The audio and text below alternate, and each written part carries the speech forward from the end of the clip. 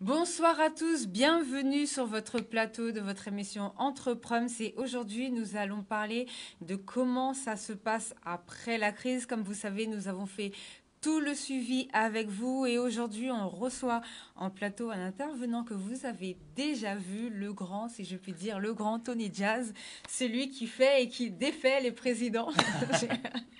Non, mais aujourd'hui, nous recevons Tony Jazz qui va nous parler de son livre et surtout de toutes les actions qu'il a mis en place là pendant cette crise du coronavirus, qui est accompagné de Mathilde Hélin, qui est kinésithérapeute et qui a eu aussi une bonne idée et qui a pu rebondir par rapport à cette histoire de coronavirus. Ils vont vous expliquer ce qu'ils font sur le plateau. Alors, on commence par vous, Mathilde. Bonsoir. Enchantée. Enchantée. Alors, présentez-vous, expliquez-nous ce que vous faites.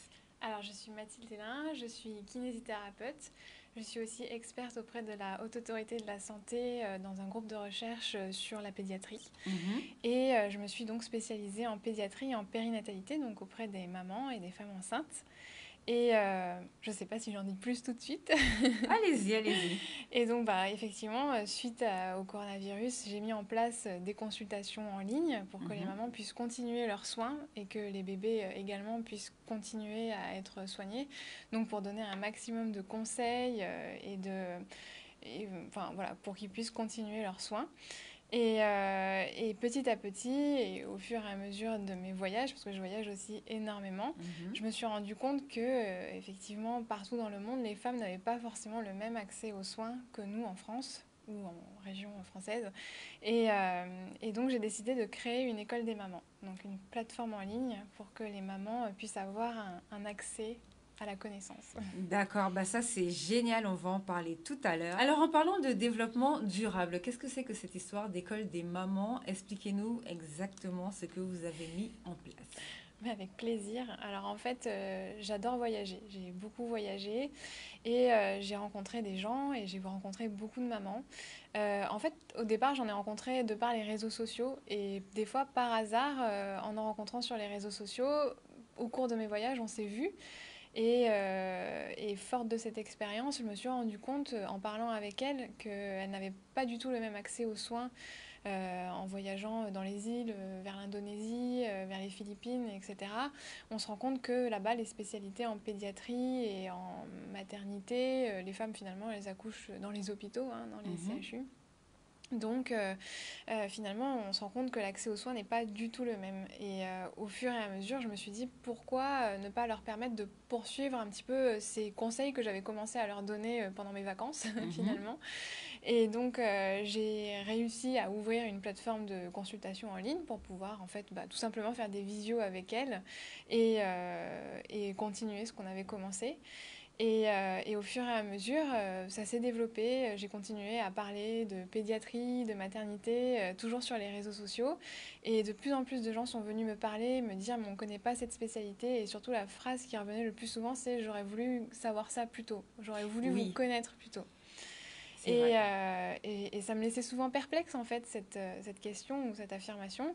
Et je me suis dit, il faudrait absolument que les parents aient accès à la connaissance sur leur bébé, même avant la naissance, en fait, durant la maternité, et partout dans le monde, parce que je savais que partout, c'était pas forcément possible d'avoir accès à des kinés spécialisés en pédiatrie. Et finalement, donc, j'ai créé cette plateforme en ligne qui permet aux mamans d'avoir accès à moi déjà. Elles peuvent m'écrire tous les jours quand elles veulent et je leur donne les informations dont elles ont besoin, les conseils dont elles ont besoin à ce moment-là. Elles ont aussi des cours en ligne une fois par semaine où on aborde différents sujets. Enfin, je parle avec elles et on échange sur ce dont elles ont besoin et je prépare un cours par semaine. Et donc je leur propose pendant 1 heure un cours où elles vont avoir accès donc, à une préparation à la naissance par exemple, à une séance de massage bébé, à un cours sur l'éveil moteur de leur bébé, un cours sur comment gérer leur douleur pendant la grossesse ou après la grossesse, sur qu'est-ce que c'est la rééducation après l'accouchement par exemple. Et elles ont aussi accès à toute une base de professionnels que moi j'ai dans mon portefeuille que je connais. Donc quand elles ont besoin de quelqu'un, par exemple d'une conseillère en lactation, je peux leur donner. Quand elles ont besoin d'un pédiatre, je peux leur donner. Ou d'un autre kiné proche de chez elles, je peux leur donner des contacts. Voilà, elles ont aussi accès à des événements parce que j'organise des événements un peu partout. D'ailleurs, je voulais en organiser en Guadeloupe, mais le Covid en a Oui, décidé autrement. oui. Voilà, donc après tous les événements que j'organise en France et ailleurs, elles y ont accès avec des réductions. Et voilà, toute cette plateforme faite pour les mamans.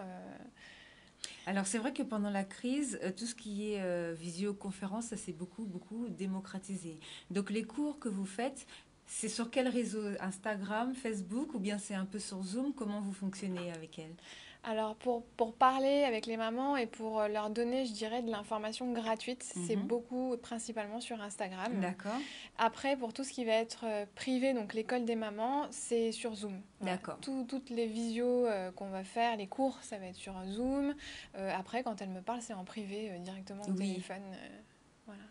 Et est-ce que quand vous faites les conférences sur Zoom, le sujet s'adresse à tout le monde ou bien c'est, par exemple, comme vous faites un cours par semaine, vous choisissez les gens qui vont venir ou bien ce sont les femmes qui peuvent s'inscrire comme elles veulent? Comment ça fonctionne? Toutes les femmes qui font partie de l'école des mamans ont accès à ce cours Mhm. privé.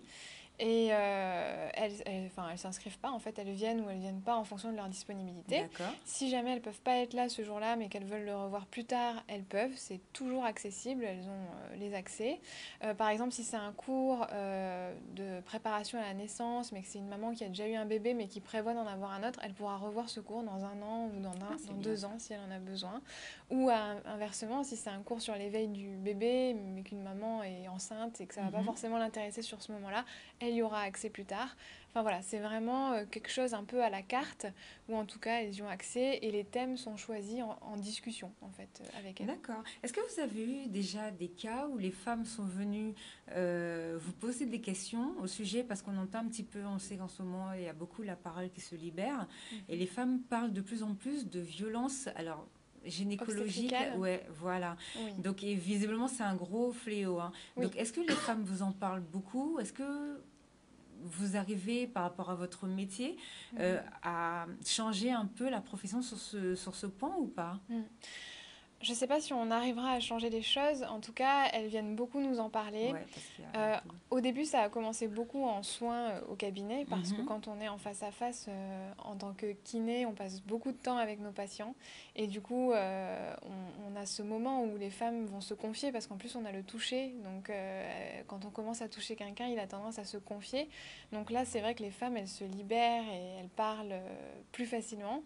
Mhm. Je pense que après, quand les femmes ont des questions à me poser en privé, ça leur arrive d'aborder des sujets comme cela, hein, mais des sujets qu'elles ont parfois peur même d'aborder avec leur médecin. Oui.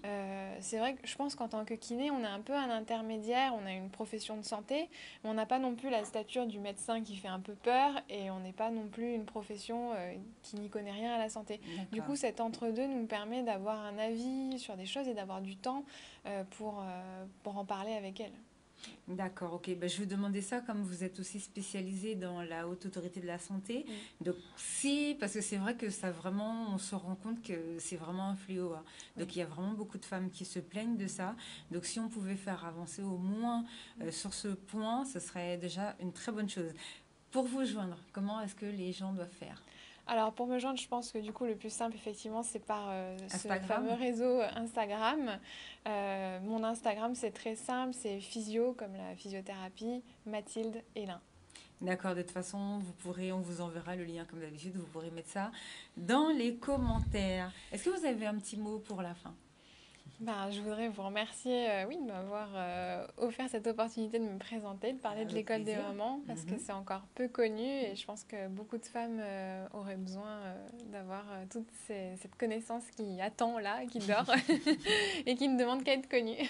Non, mais ça, c'est vrai qu'en plus pour les enfants, c'est vraiment une bonne chose. Et puis, ça, c'est le meilleur investissement qu'on ait sur cette planète, de toute façon. La On risque santé. pas d'arrêter de faire des bébés. Ouais. Donc ça, au moins, c'est quelque chose qu'il faut faire. Et puis, on en fera peut-être de plus en plus. Et maintenant, on est de moins en moins stressé d'en avoir. Donc, puisque ça commence, comment dire, on commence à à lier le travail, les enfants, la maison et tout. Donc c'est vrai que des petites choses comme ça commence vraiment, les gens accouchent chez eux, ils accouchent de leur baignoire, technique du petit chien. Je me souviens, on m'avait proposé ça pour mon fils déjà. Donc franchement, c'est vrai que les gens font pas mal de petites choses, donc c'est très intéressant.